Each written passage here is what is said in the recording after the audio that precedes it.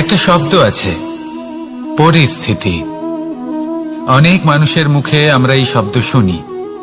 জীবনে যখন অসফল হই, দুঃখ আসে, সংকট আসে, কোনো বিপদ ঘনিয়ে আসে, তখন সমস্ত দোষ আমরা পরিস্থিতির ওপর চাপিয়ে দিই।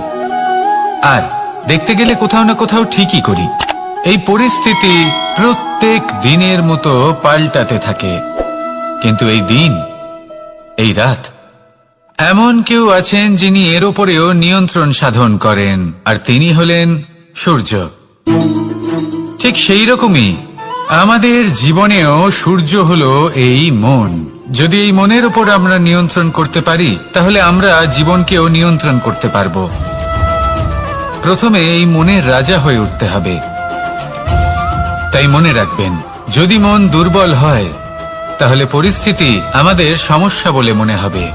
এই মন যদি স্থির হয়, পরিস্থিতি প্রতিস্পর্ধা বলে মনে হবে। আর এই মন যদি শক্তিশালী হয়ে ওঠে, তাহলে যে কোনো পরিস্থিতি আপনার কাছে একটা সুযোগ মাত্র। এমন এক সুযোগ যাতে অগ্রসর হয়ে আপনি মহান হয়ে উঠতে পারেন। এই মনের শক্তির বৃদ্ধি ঘটান, মহান হয়ে উঠুন, আর আমার সাথে ভালোবেসে বলুন, রাধা রাধা।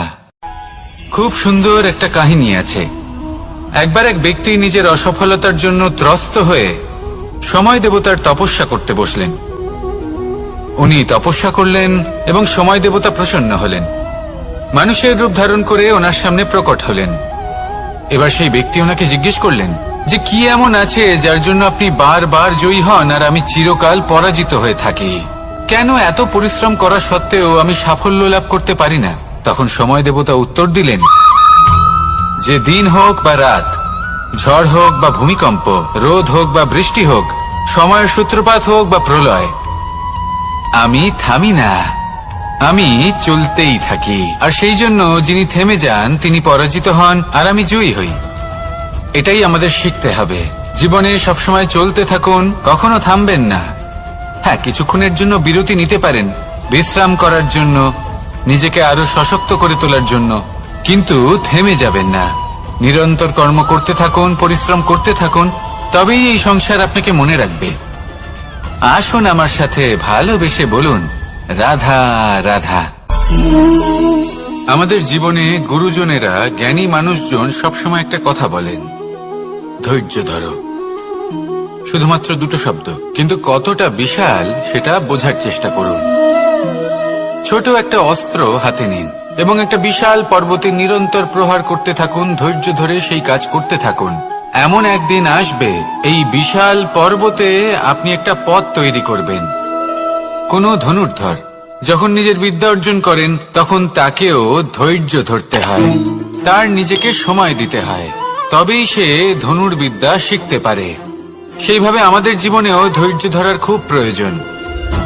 পরিবারে ধৈর্য রাখতে পারলে তাহলে আস্তে আস্তে দেখবেন প্রেম বৃদ্ধি পাচ্ছে।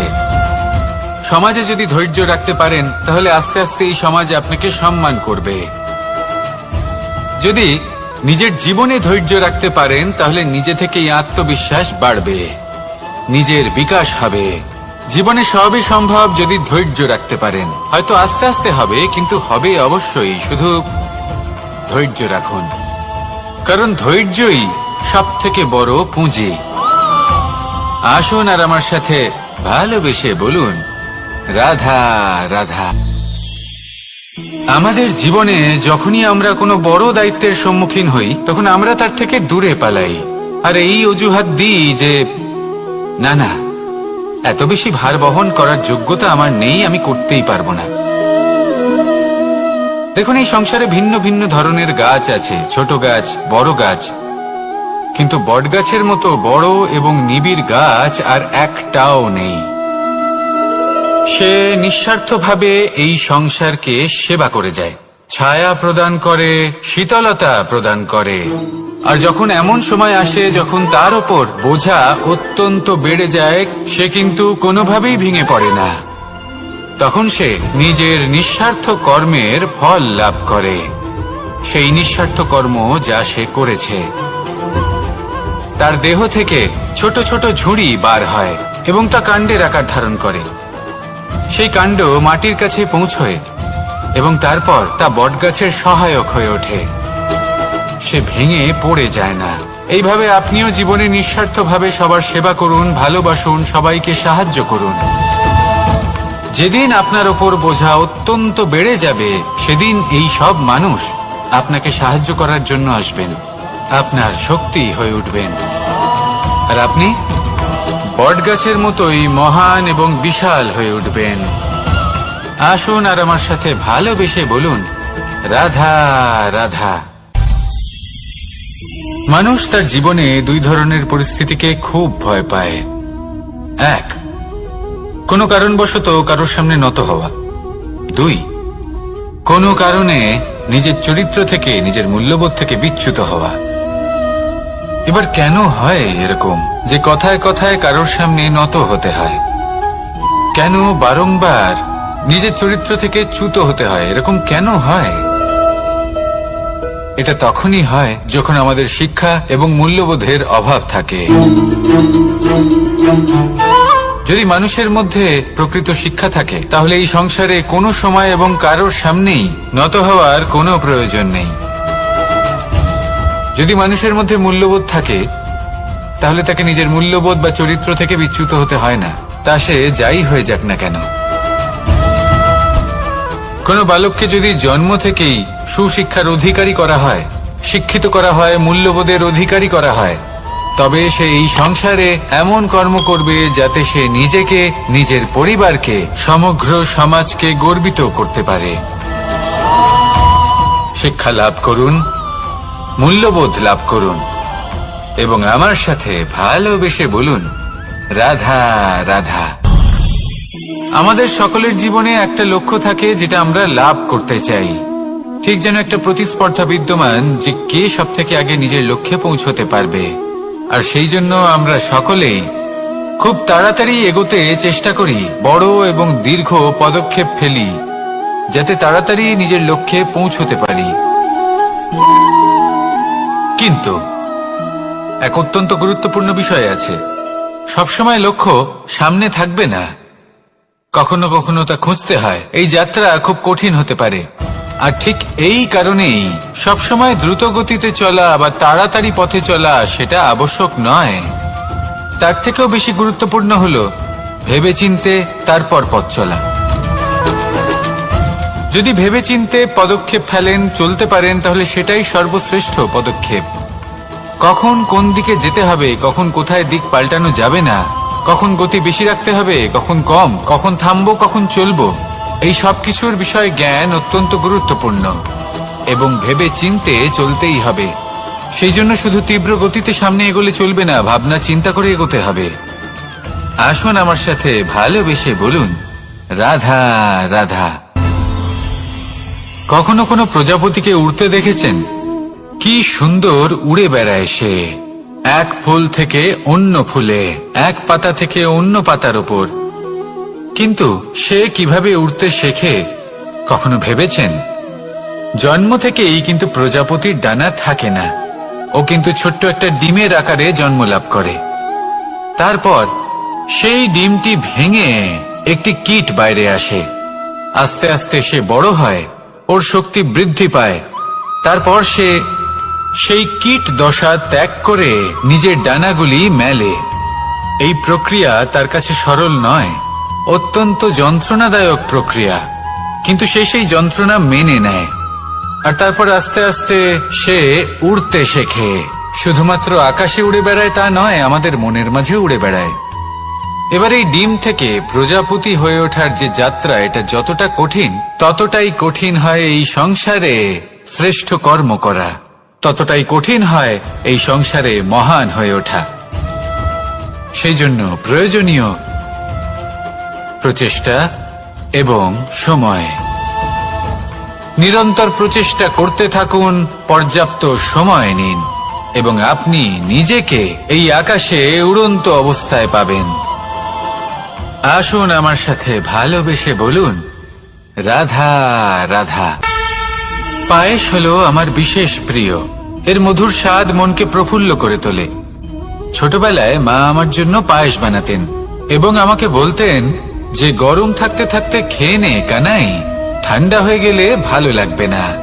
কিন্তু আমিও দুষ্টু ছিলাম, ঠান্ডা হওয়া পর্যন্ত অপেক্ষা করতাম, আর ঠান্ডা হয়ে যাওয়ার পরে মার কাছে যেতাম আর ওনাকে বলতাম যে মা, পায়েস তো ঠান্ডা হয়ে গেছে, এটা গরম করে দিন।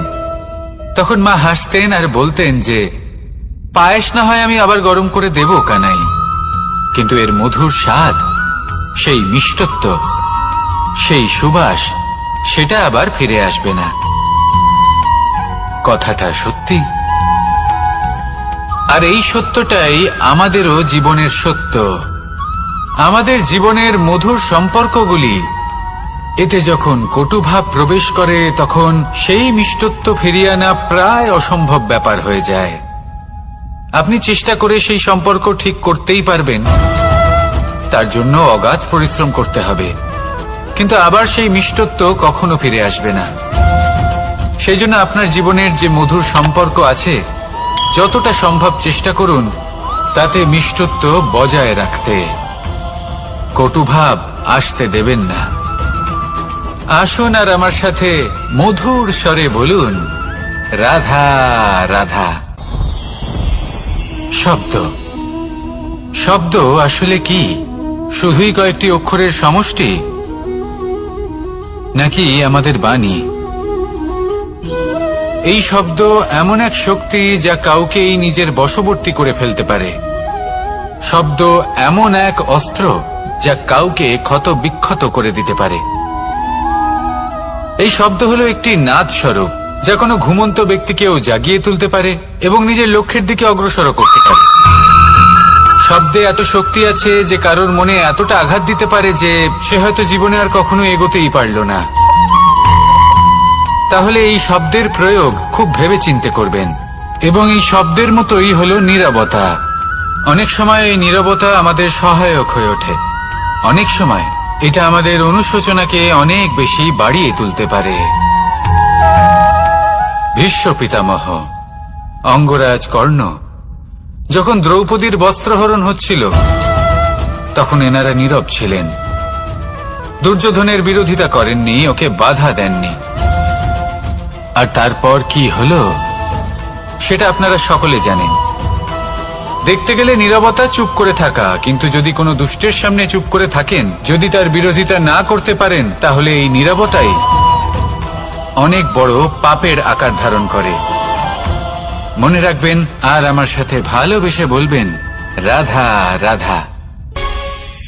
আভূষণ, কার না ভালো লাগে এই আভূষণ? আমরা পরিশ্রম করি, ধন অর্জন করি আর আভূষণ কিনে থাকি, কখনো নিজের জন্য, কখনো বা তাদের জন্য যাকে আমরা ভালোবাসি, বা তাদের জন্য যাকে আমরা সম্মান করি।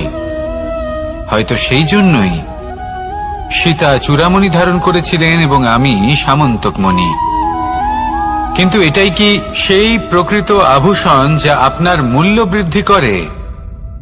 না। শ্রীরামের আভূষণ হলো ওনার নম্র ভদ্র ব্যবহার।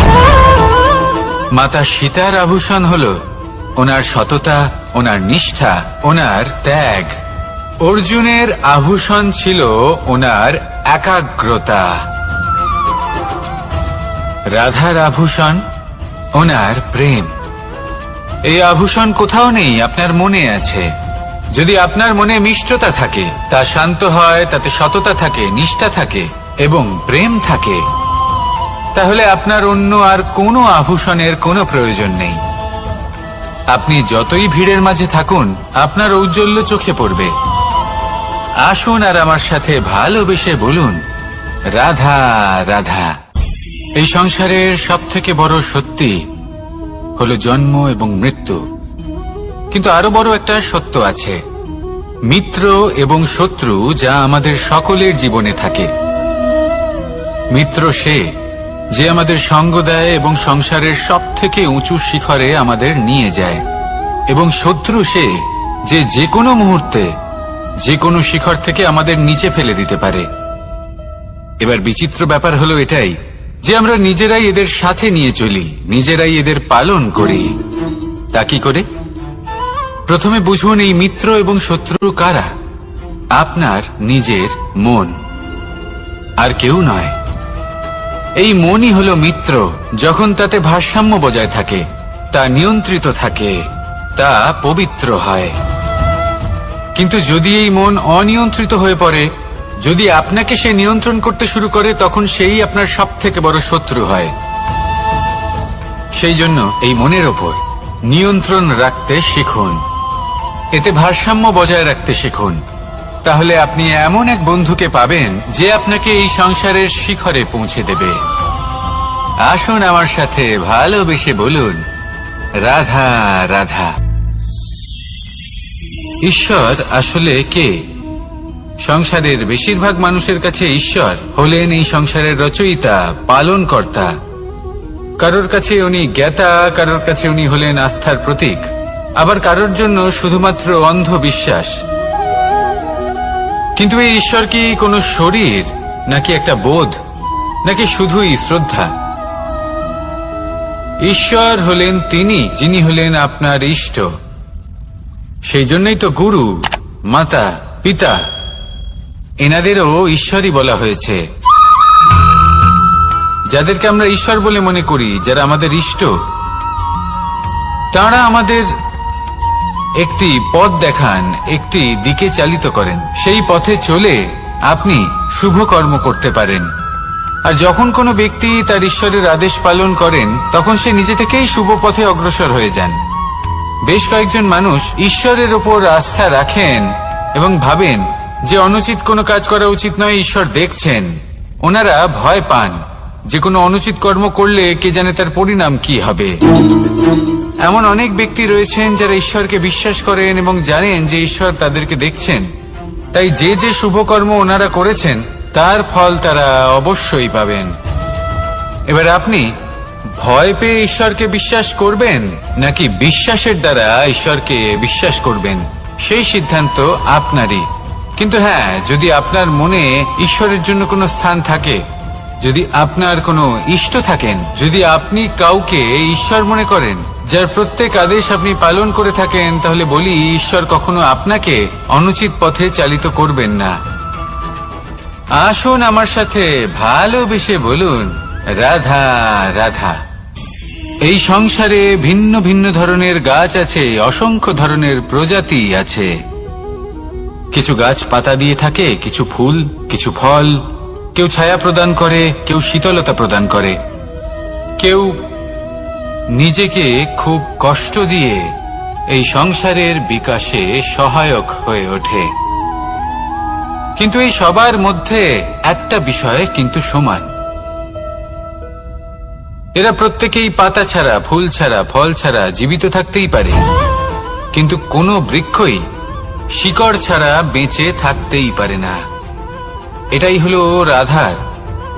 ঠিক সেইভাবেই আমাদের জীবনে শক্তি হোক, ধন হোক বা সাফল্য হোক, আমাদের বা আমাদের পরিবারের প্রসন্নতাই হোক, এই সব কিছুর আধার হলো, সবকিছুর মূল হলো পরিশ্রম। তাই জীবনে চিরকাল পরিশ্রম করতে থাকুন। যদি আপনি জীবনে মহান হবার পথে অগ্রসর হতে চান, তাহলে পরিশ্রম করুন। এই পরিশ্রম দ্বারাই নিজের পরিবারকে প্রসন্ন করুন, নিজের বন্ধুদের প্রসন্ন করুন, এই সমাজকে গর্বিত করুন। আসুন আমার সাথে ভালোবেসে বলুন, রাধা রাধা। ধন, সম্পদ, ঐশ্বর্য, মানুষ হয় নিজের সৌভাগ্যের দ্বারা এগুলো লাভ করে থাকেন বা কর্মের দ্বারা। সৌভাগ্য আসলে কি? গ্রহের দশা, যা প্রত্যেক মুহূর্তে বদলাতে থাকে। কর্মের মাধ্যমে যখন আপনি ধন অর্জন করেন, তখন সেই ধন আপনার আগামী প্রজন্ম লাভ করে। সেটা হয় সে ভোগ করে বা তার জন্য তার ভোগান্তি হয়। আর এটা নির্ভর করছে আপনার কর্মের ওপরে। কি কর্ম করেছেন আপনি সেই ধনকে লাভ করার জন্য? যদি আপনি সৎ পথে চলেন, নিষ্ঠা ভরে আপনি কর্ম করে থাকেন এবং তার ফলে আপনি ধন অর্জন করে থাকেন, তাহলে আপনার আগামী প্রজন্ম সেটা ভোগ করবে, সেটা প্রয়োগ করবে নিজের বিকাশের জন্য। কিন্তু যদি আপনি কুকর্ম করে থাকেন, কোন রকম ছলনা করে থাকেন এই ধন লাভ করার জন্য, তাহলে 100% আপনার আগামী প্রজন্মকে এর জন্য ভুগতেই হবে। তাহলে আপনি কি চাইবেন? যে আপনার আগামী প্রজন্ম সুখ ভোগ করবে নাকি আপনার কুকর্মের পরিণাম ভোগ করবে? নির্বাচন আপনারই। আসুন আমার সাথে ভালোবেসে বলুন, রাধা রাধা। লোভ আপনার অন্তরের আরো একটা শত্রু।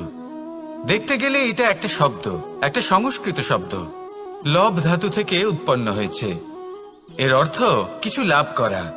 কিছু লাভ করা অনুচিত নয়, আরো কিছু লাভ করাও অনুচিত নয়, কিন্তু সব থেকে বেশি আমিই লাভ করব, আমি আরো চাই, আরো বেশি চাই, আরো বেশি পেতে চাই, এটাই হলো লোভ। আর এই লোভ যখন গ্রাস করে তখন আপনি যা পেতে চান, সে ধনই হোক বা মানই হোক, তা অর্জন করার জন্য মানুষ যে কোনো স্তরে পৌঁছে যেতে পারে। যদি মানুষ ধন অর্জন করতে চান তাহলে তার জন্য তারা অধর্মের পথেও চলতে পারেন। যদি সম্মান অর্জন করতে চান তাহলে অন্য মানুষকে ছোটও করতে পারেন। শেষ পর্যন্ত আপনার এটা মনে হতে পারে যে যদি একটু অল্পই প্রাপ্ত করতাম কিন্তু ভালোবেসে প্রাপ্ত করতাম, এই জীবন আরো অনেক বেশি সুখী হতো। লোভ আপনার জীবনে, আপনার মনে কখন যে প্রবেশ করবে সেটা আপনি জানতেও পারবেন না। তাই এটা চিনতে শিখুন আর তৎক্ষণাৎ জীবন থেকে বাইরে ফেলে দিন। যা কিছু লাভ করতে চান তা ভালোবেসে লাভ করুন, আর সেই ভালোবাসার সাথেই বলুন, রাধা রাধা। জীবনে ক্ষমা চাওয়া তাও কিছুটা সহজ, ক্ষমা করতে পারা অত্যন্ত কঠিন। ক্ষমা 2 অক্ষরের এই শব্দ হতে পারে, কিন্তু অত্যন্ত বড় এই শব্দ, অত্যন্ত গুরুত্বপূর্ণ এই শব্দ। কখনো কখনো অন্য কাউকে ক্ষমা করে দেওয়া তাও কিছুটা সহজ কাজ, কিন্তু নিজেকে ক্ষমা করতে পারা অত্যন্ত কঠিন হয়ে দাঁড়ায়। অতীতে যদি আমাদের এমন কোনো ভুল হয় যে কারণে আমরা নিজেকে ক্ষমা করতে পারি না, অনেক সময় এমন কিছু ভুল করে বসি যে বিষয় শুধু আমরাই জানি, কিন্তু আমরা নিজেকে ক্ষমাই করতে পারি না, আর আমাদের বিকাশ সেখানে স্তব্ধ হয়ে যায়।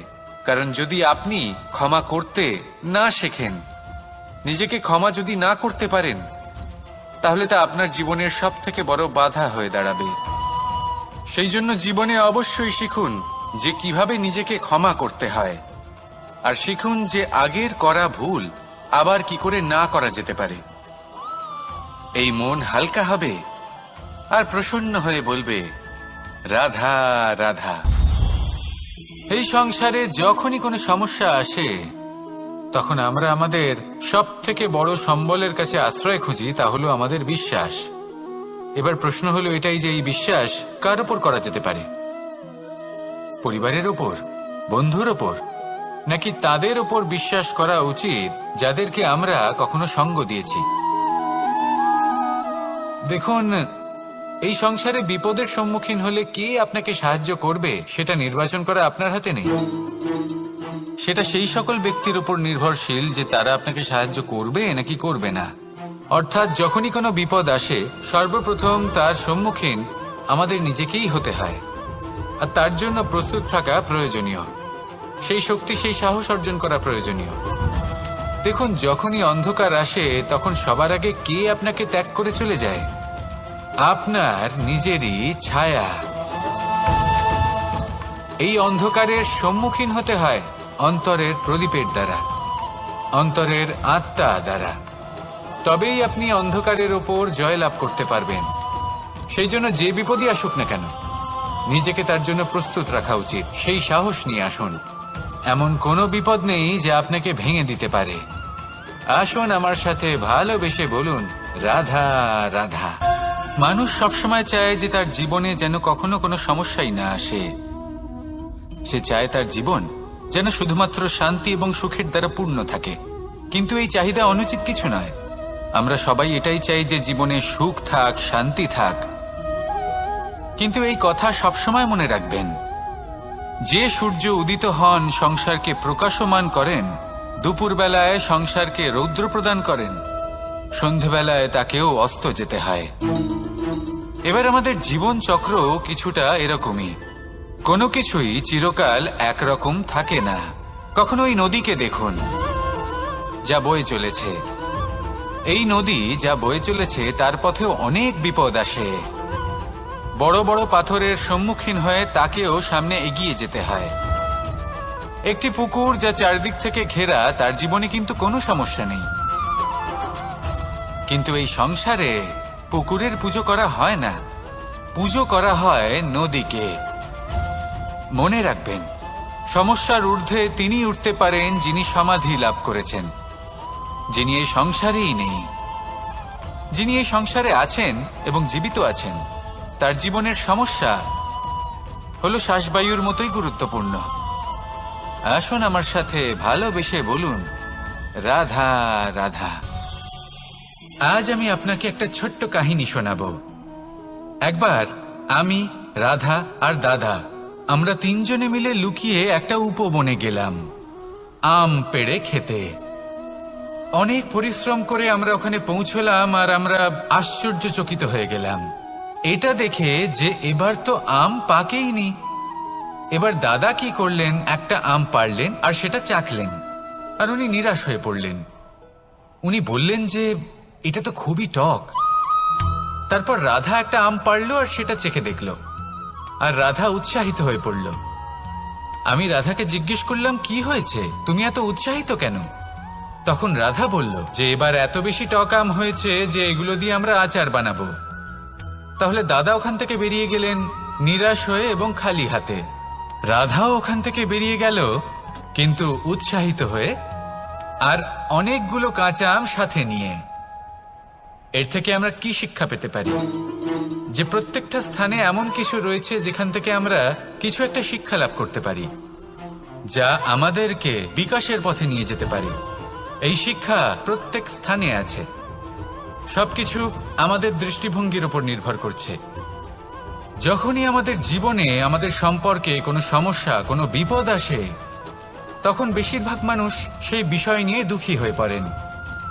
আর কিছু মানুষ এমনও থাকেন যারা শেষ পর্যন্ত তার সমাধান করেন, বিপদকে পরাজিত করেন, সম্পর্কগুলিকে আবার জুড়ে দেন। যদি আপনি সুখের খোঁজ করেন তাহলে আপনি সুখ অবশ্যই পাবেন, প্রসন্নতা অবশ্যই পাবেন। যদি আপনি দুঃখ খোঁজেন তাহলে দুঃখ অবশ্যই পাবেন। এবার আপনি কি খুঁজতে চান, সেই চয়ন আপনারই। আসুন আর আমার সাথে ভালোবেসে বলুন, রাধা রাধা।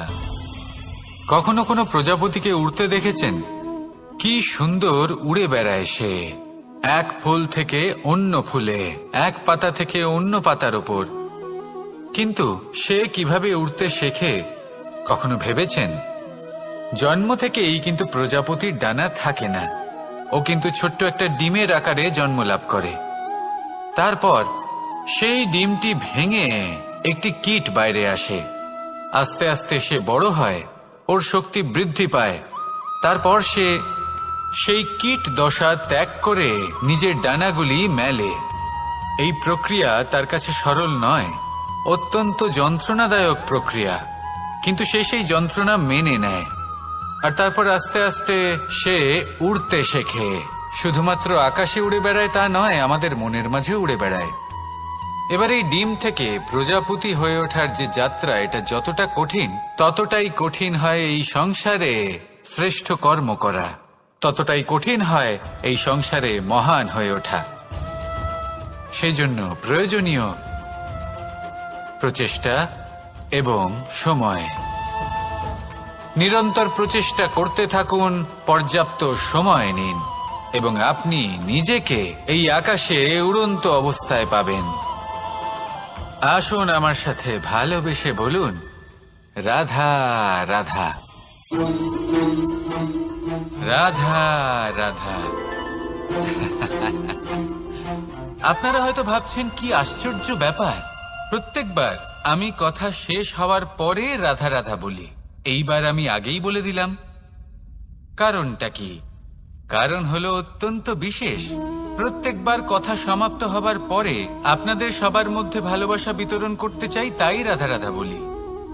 কিন্তু এইবার এই নতুন এবং বিশেষ সূত্রপাতে প্রথমে প্রেম বিতরণ করা অত্যন্ত আবশ্যক।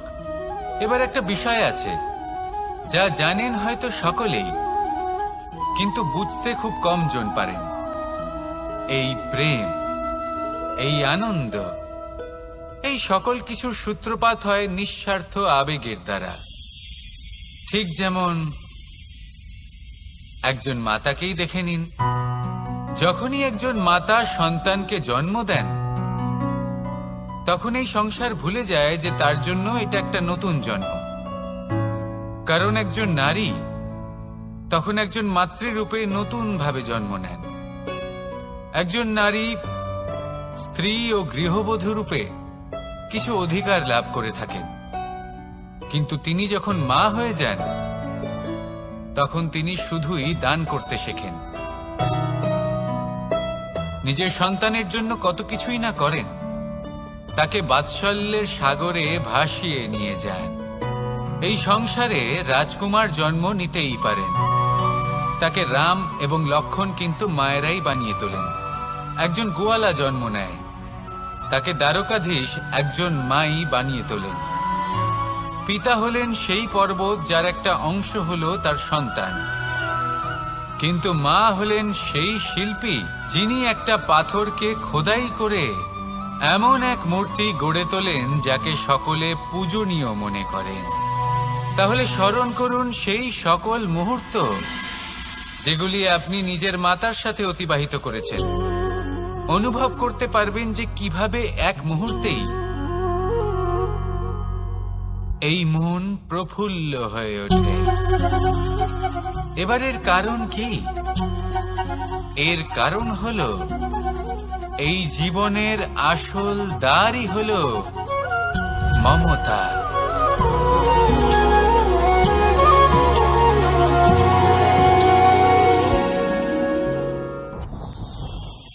যত শক্তিশালী এই মন, তত শক্তিশালী এই শরীরও।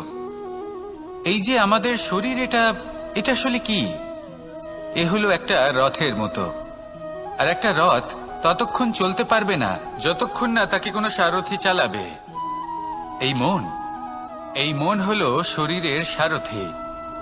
এবার ভাবুন, যদি এই সারথি শক্তিহীন হয়, দুর্বল হয়, তাহলে এই রথের কি হবে?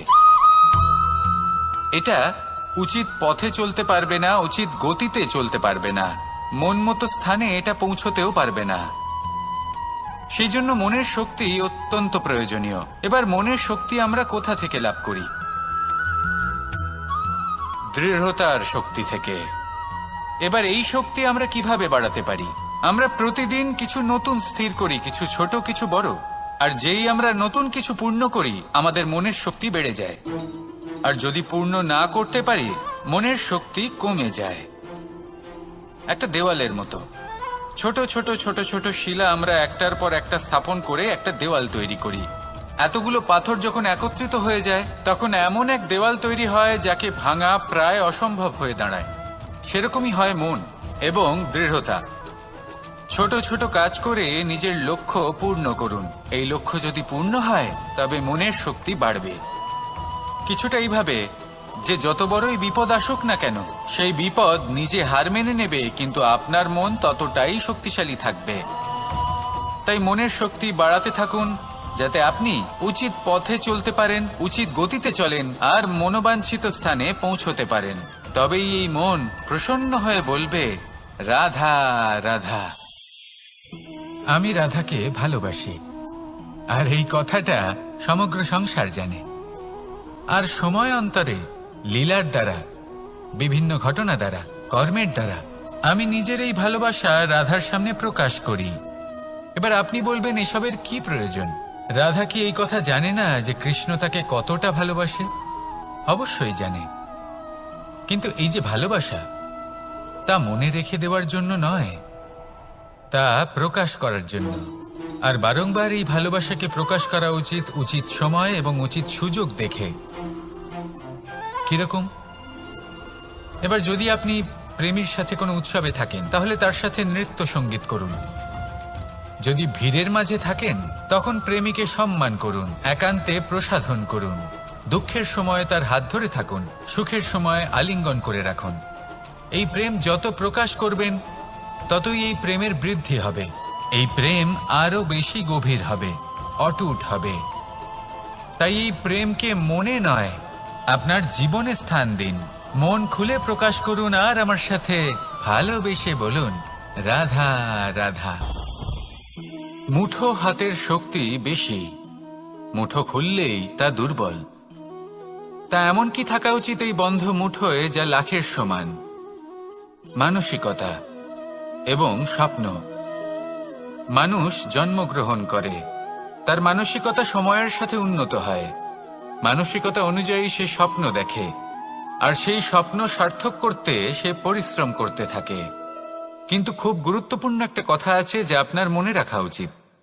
আপনার এই মানসিকতা, আপনার এই স্বপ্ন, তা যেন আপনার নিয়ন্ত্রণে থাকে। আপনার বন্ধ মুঠোয় যেন এর লাগাম থাকে, আপনি যেন এর প্রভু হন। যদি তা হয় তবেই আপনি লাভবান হবেন। যদি এরা আপনাকে নিয়ন্ত্রণ করতে থাকে, যদি আপনার মুঠো খুলে যায়, না পথ আপনার নিয়ন্ত্রণে থাকবে, না মানসিকতা থাকবে, না স্বপ্ন নিয়ন্ত্রণে থাকবে। আর যদি তাই হয় তাহলে আপনি আপনার ভবিষ্যৎ নষ্ট করে ফেলবেন। তাই নিয়ন্ত্রণ করতে শিখুন নিজের বিচার বুদ্ধি, নিজের মানসিকতা, নিজের স্বপ্নকে। নিজের এই স্বপ্ন পূরণ করুন আর আমার সাথে ভালোবেসে বলুন, রাধা রাধা। আমার কাছে যশোদা মা যেমন, আমার কাছে দেবকী মা যেমন, আমার কাছে ঠিক তেমনই হলেন গোমাতা। এবার ভেবে দেখার বিষয় হলো এটা যে এই সংসারে অসংখ্য প্রাণী আছে। একজন গাইকে একজন মায়ের মর্যাদা কেন দেওয়া হয়? তাহলে এর অনেকগুলো কারণ আছে। এই গাই অর্থাৎ গোমাতা, এনারা হলেন অত্যন্ত শান্ত, শান্তিপ্রিয়, কখনো কারোর কোনো ক্ষতি করতেই পারেন না। গোমাতা যে দুধ নিজের বাছুরকে পান করান সেই দুধই আমাদেরও দেন। সেই দুধ পান করে আমরা শক্তি লাভ করি। এই দুধ থেকে আমরা মাখন, ঘি, পায়েস, এইসব সুস্বাদু খাবার লাভ করি। গোমাতার গোবর আমাদের জ্বালানি হিসেবে সাহায্য করে, যার ফলে খুব কম সংখ্যক কাঠ ব্যবহার করা যায় এবং বেশিরভাগ জঙ্গল সুরক্ষিত থাকে। গোমাতার গোমূত্র, সেটাও আমাদের কাছে লাভজনক। এর দ্বারা আমরা অনেক রোগ থেকে মুক্তি লাভ করতে পারি। গোমাতা যখন একটি বাছুরকে জন্ম দেন তখন সেই বড় হয়ে আমাদের ক্ষেত কর্ষণ করে। সেই জন্য গাইকেও জীবনে মায়ের মর্যাদা দেবেন। যতটা সম্ভব তাকে সেবা করুন এবং ভালোবেসে তাকে পালন করুন। এই মন নিজে থেকেই প্রসন্ন হয়ে বলবে, রাধা রাধা। ধন, সম্পদ, ঐশ্বর্য, মানুষ হয় নিজের সৌভাগ্যের দ্বারা এগুলো লাভ করে থাকেন বা কর্মের দ্বারা। সৌভাগ্য আসলে কি? গ্রহের দশা যা প্রত্যেক মুহূর্তে বদলাতে থাকে। কর্মের মাধ্যমে যখন আপনি ধন অর্জন করেন তখন সেই ধন আপনার আগামী প্রজন্ম লাভ করে। সেটা হয় সে ভোগ করে বা তার জন্য তার ভোগান্তি হয়। আর এটা নির্ভর করছে আপনার কর্মের ওপরে। কি কর্ম করেছেন আপনি সেই ধনকে লাভ করার জন্য? যদি আপনি সৎ পথে চলেন, নিষ্ঠা ভরে আপনি কর্ম করে থাকেন এবং তার ফলে আপনি ধন অর্জন করে থাকেন, তাহলে আপনার আগামী প্রজন্ম সেটা ভোগ করবে, সেটা প্রয়োগ করবে নিজের বিকাশের জন্য। কিন্তু যদি আপনি কুকর্ম করে থাকেন, কোন রকম ছলনা করে থাকেন এই ধন লাভ করার জন্য, তাহলে 100% আপনার আগামী প্রজন্মকে এর জন্য ভুগতেই হবে। তাহলে আপনি কি চাইবেন? যে আপনার আগামী প্রজন্ম সুখ ভোগ করবে, নাকি আপনার কুকর্মের পরিণাম ভোগ করবে? নির্বাচন আপনারই। আসুন আমার সাথে ভালোবেসে বলুন, রাধা রাধা। লোভ আপনার অন্তরের আরো একটা শত্রু। দেখতে গেলে এটা একটা শব্দ, একটা সংস্কৃত শব্দ। লব ধাতু থেকে উৎপন্ন হয়েছে।